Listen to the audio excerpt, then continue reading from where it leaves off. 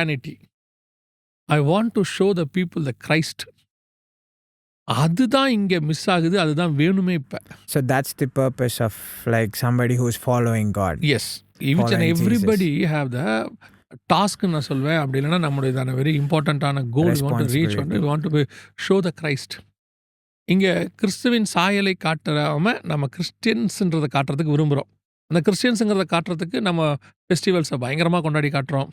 அல்லது நம்முடைய நிறைய விஷயங்களை நம்ம வந்து காட்டுறோம். ஆண்டவர் சொல்கிறார், இல்லை உன்னுடைய testimony is very important.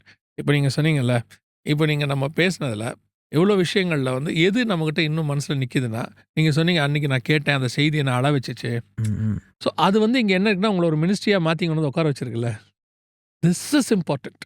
Testimony. வெறும் நான் அந்த ட்ரிபிள்ஸ் மட்டும் வாசிட்டு போயிட்டே இருந்தேன்னா அந்த அந்த மீட்டிங் வந்து failure.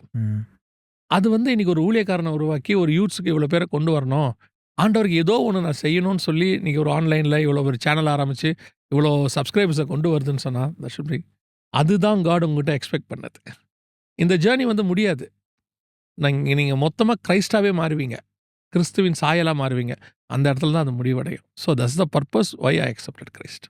So for the people watching, நான் உங்களுக்கு ஆரம்பிக்கிறதுக்கு